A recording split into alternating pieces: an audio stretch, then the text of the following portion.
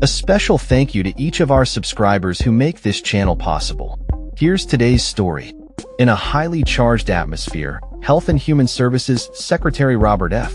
Kennedy Jr. faced a barrage of hostile questions during a Senate Finance Committee hearing on Thursday. The session, which began with a clear signal of contention, saw 11 out of 13 Democratic senators calling for Kennedy's resignation or termination before the hearing even commenced. The contentious exchanges that followed lived up to the early expectations, with Kennedy frequently interrupting senators as he defended his controversial actions since taking office in February. Kennedy's remarks stirred significant backlash, even from Republican senators, as he continued to promote conspiracy theories surrounding the COVID-19 vaccine. This defiance has raised questions about his credibility and the implications of his statements on public health policy. The hearing highlighted the deep divisions within Congress regarding healthcare policies and the role of government in managing public health crises. In another significant political development, New York Mayor Eric Adams held a private meeting with Steve Witkoff, a Middle East envoy for former President Donald Trump, to explore potential opportunities within the Trump administration. This meeting signals a potential shift in alliances and raises questions about the future of political affiliations as the 2025 elections approach. Meanwhile, the main Senate race is shaping up to be a battle of preferences, with Democrats caught between traditional campaign strategies and more modern approaches. The choice of campaign themes has become a point of contention, reflecting broader trends in voter preferences and party dynamics.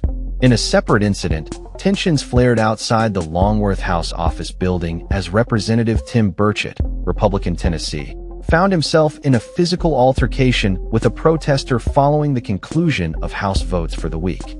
This incident underscores the increasingly volatile political climate and the challenges lawmakers face in navigating public dissent. On the executive front, President Trump is anticipated to rename the Defense Department to the Department of War through an executive order, a move that his administration claims more accurately reflects the department's role. This decision has sparked debate about the implications of such a rebranding on military and foreign policy.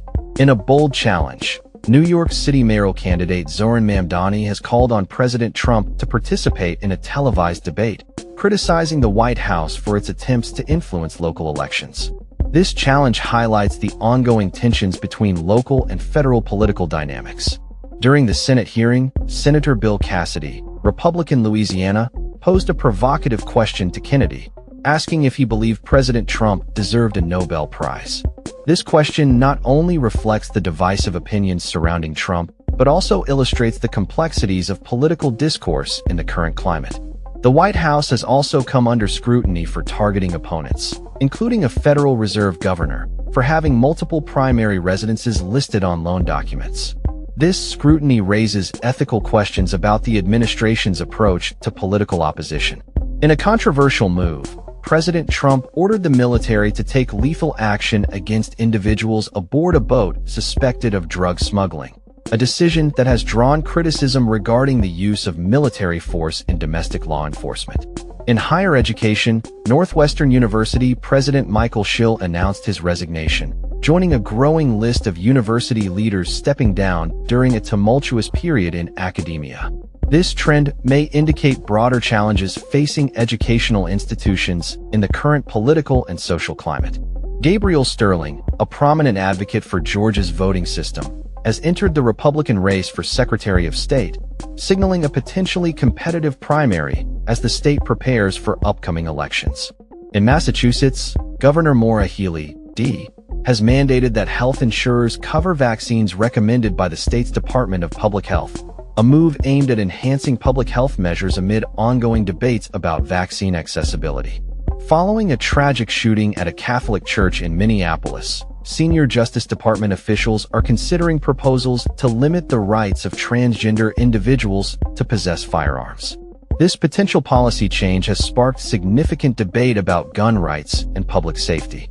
Senator John Barrasso, Republican Wyoming, raised concerns during the hearing, suggesting that some of Kennedy's views on vaccines could jeopardize public safety and undermine medical progress. This statement reflects the growing tensions surrounding vaccine discourse and public health policy. In a legal development, New York Attorney General Letitia James announced her office's intention to appeal a recent decision that overturned a substantial civil fraud penalty against the Trump Organization. This legal battle is likely to continue drawing attention as it unfolds. The Senate Republican campaign arm has begun to highlight Representative Ashley Hinson's potential strength in the Iowa Senate race, although they have stopped short of offering a full endorsement.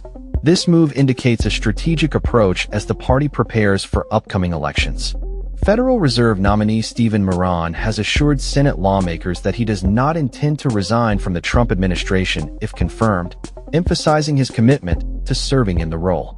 In a contentious moment during the hearing, Secretary Kennedy accused former CDC Director Susan Menarez of lying when she claimed she was fired for refusing to endorse certain policies.